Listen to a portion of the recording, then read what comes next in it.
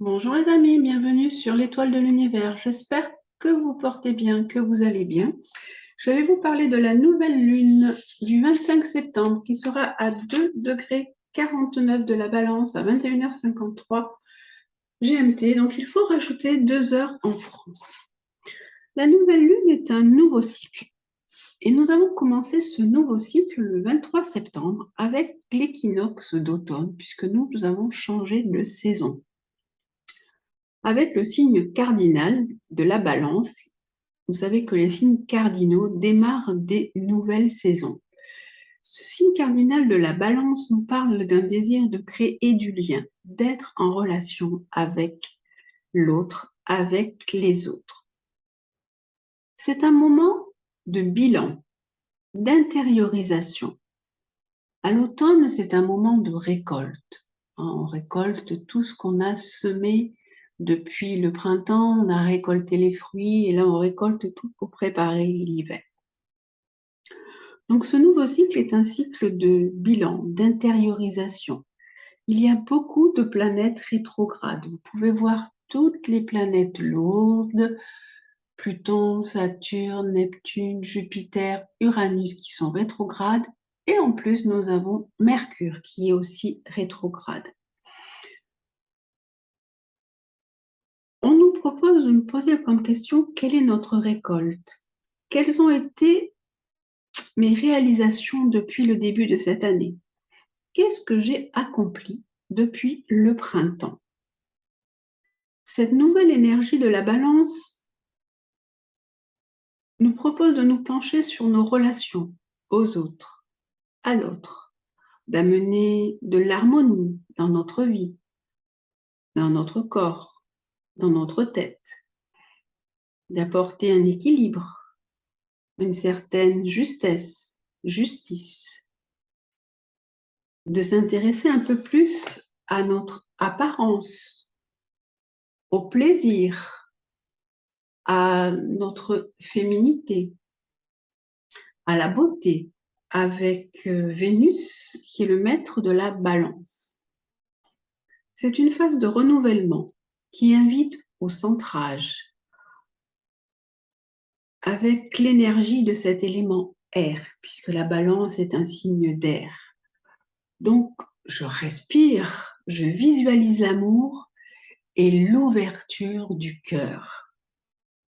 Je coopère, je trouve un terrain d'entente avec l'autre. C'est une invitation à harmoniser l'intérieur avec l'extérieur, à mettre de l'amour dans ce que je fais, dans mes relations. Ce signe d'air engendre une ouverture, de l'échange, de la communication, plus de liens. On va maintenant voir les aspects de cette nouvelle lune. Dans le bas du thème, on peut voir la lune conjointe au soleil, bien sûr, comme à chaque nouvelle lune. Et à côté, nous avons Mercure rétrograde conjoint à Vénus.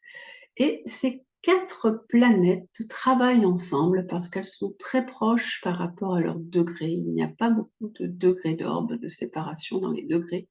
Donc, elles travaillent toutes ensemble. En face, on peut voir des pointillés. Ce sont des oppositions qui vont à Jupiter et à Neptune. Jupiter est la planète de l'enthousiasme, de l'ouverture, de la prospérité, de la générosité. Jupiter exagère un peu tout. Là, Jupiter est en bélier, donc dans un signe de feu. Il donne un besoin de commander, de diriger, d'en faire beaucoup, d'être tout le temps dans l'action et parfois dans l'impulsivité, pour un besoin d'harmonie. Et on peut être prêt à croire n'importe quoi. Donc, on est parfois dans des excès. Il peut y avoir aussi des fluctuations en ce qui concerne la justice et les finances. La conjonction Jupiter-Mercure, excusez-moi, Jupiter-Neptune donne beaucoup d'illusions, de flou. On peut croire des choses qui ne sont pas vraies, être un peu hors réalité, dans nos rêves. Nos intuitions sont faussées et on peut se faire berner, tromper, être dans les illusions. Donc cette conjonction Soleil-Lune qui est opposée à Jupiter et à Neptune nous dit beaucoup, beaucoup. Attention aux excès. Il faut garder les pieds sur terre.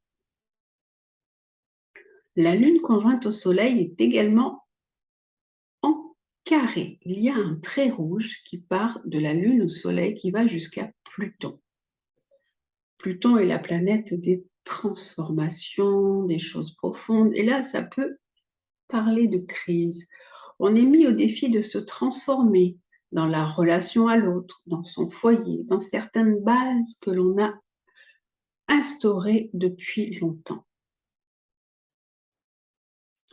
À côté de la Lune et du Soleil, on peut voir donc Vénus et Mercure.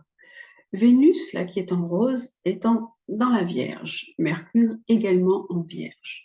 Vénus est la planète des plaisirs, de l'amour, du charme, de la tendresse, des sentiments et de l'art. Elle travaille de concert avec Mercure, qui est la planète de la communication. Donc elle indique un besoin de communication agréable, sociable. On fait appel à l'intelligence du cœur. Il ne faut pas trop en faire et ne pas se laisser berner dans certaines situations. La Lune est conjointe à Vénus, donc il y a une recherche de sérénité, de bonheur, de tendresse, de féminité, une mise en valeur du féminin. Vénus est conjointe au Soleil, donc il y a une bonne entente entre l'homme, la femme, une recherche de plaisir, de bien-être. Mercure, qui est là aussi juste à côté, conjoint à la Lune, donc la communication est alliée aux émotions. Il y a de la tendresse, de la créativité. Et Mercure est conjoint au Soleil, donc on utilise notre intelligence pour communiquer avec harmonie. Et Mercure étant rétrograde, on nous dit qu'il faut aussi s'intérioriser et réfléchir, faire vraiment preuve de cette intelligence de cœur et ne pas être dans quelque chose de trop exagéré, trop impulsif. On peut voir que de Mars à Vénus, il y a un beau trait rouge. Jusqu'à Mars, il y a également un autre trait rouge qui va jusqu'à Neptune. On a un beau carré en T. Et ce carré Vénus-Mars nous parle de liaisons qui peuvent être impulsives, de petits tiraillements dans les sentiments. Il peut parler également de perte d'argent, car Vénus représente aussi les finances.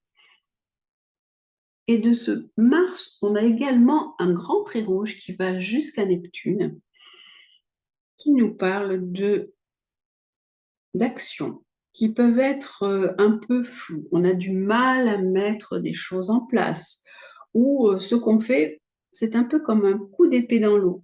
Il peut y avoir des découragements. Cet aspect indique également attention aux médicaments, de ne pas abuser de médicaments, de drogue ou d'alcool, avec Mars en carré à Neptune, car Neptune représente aussi ce côté un peu flou et ce côté drogue et médicaments. Mars est cependant très bien soutenu par Saturne, puisque nous avons un beau trigone, un beau trait bleu qui va de Mars à Saturne. Et Saturne nous aide à garder les pieds sur terre. Il nous apporte réflexion, sagesse. Il faut faire des efforts, bien sûr, mais tous les travaux de longue haleine sont favorisés. On peut agir pour ces idéaux avec réflexion. À côté de Saturne, il y a Vesta, qui n'est pas marqué, mais Vesta représente aussi l'équilibre recherché. Et cet équilibre recherché, on peut l'acquérir par de la sagesse, par du recul, de la méditation et de la réflexion. acquérir aussi une certaine liberté dans notre façon de voir. On a également des aspects à Pluton. On peut voir que Vénus a un bel aspect à Pluton. Vénus est en trigone à Pluton, on a un beau trait bleu. Donc, il nous parle de grande créativité, de passions qui peuvent être fortes, peut-être destructrices aussi. On peut se transformer par amour ou pour l'amour ou se mettre au service de l'amour. Et Vénus est également en trigone à Uranus. On peut avoir aussi des liaisons un peu inattendues. Il peut y avoir des innovations artistiques, un besoin de liberté qui est revendiqué en amour, de l'originalité dans la vie affective, de la spontanéité dans l'expression des sentiments. Et on a également Mercure qui est en trigone à Pluton, qui nous donne une intelligence et de la perspicacité et de la créativité. Donc, malgré ces oppositions à Jupiter et à Neptune, on a quand même quelques aspects qui nous soutiennent. On a Mars en trigone à Saturne, on a Mercure en trigone à Pluton, on a Vénus conjoint Mercure qui donne une belle intelligence de cœur. Et ce Saturne nous propose donc de la réflexion. Pour cette nouvelle lune, tout est basé sur le cœur, la communication, l'harmonie, la sérénité, faire preuve de sentiment et d'équilibre. Cette nouvelle lune donc, nous a proposé un bilan, une intériorisation. Elle nous dit qu'il faut apporter de la paix dans notre cœur, dans notre âme et dans notre esprit. Privilégier les relations, l'amour, le charme et l'élégance. Il faut s'ouvrir à la complémentarité du masculin et du féminin. S'interroger aussi sur quelle est ma récolte, quelles ont été mes réalisations depuis ce printemps, où est-ce que j'en suis dans la poursuite de mes rêves. Il faut équilibrer les plateaux de notre balance intérieure. L'énergie qui va du cœur au mental et du mental au cœur doit circuler librement. Il faut rallier les contraires. Vous pouvez aussi déployer votre féminité et choisir consciemment l'harmonie. Cette nouvelle lune nous donne beaucoup de conseils. Elle nous permet de nous ouvrir à un chemin plus intérieur, de nous exprimer en douceur, de déployer nos qualités féminines, développer la justesse et la tempérance, de se libérer de ce qui n'est plus utile, de croire en l'univers, ne pas juger, d'écouter, comprendre, aimer l'autre et soi-même. Elle nous permet de développer une écoute empathique et de placer un filtre d'amour sur nos oreilles afin d'être dans le non-jugement. Cette nouvelle lune nous permet d'installer de la douceur, de l'harmonie dans notre corps, dans notre cœur et notre esprit.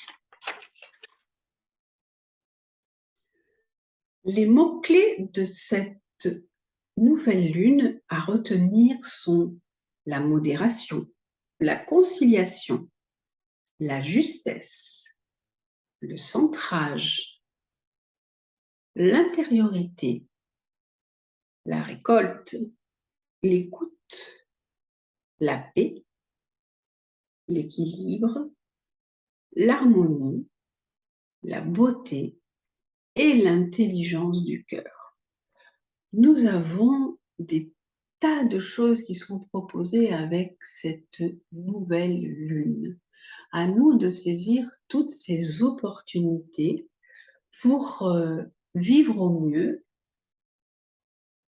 ce mois de septembre, ce dernier jour de septembre, et les 25 premiers jours du mois d'octobre pour aller jusqu'à la pleine lune.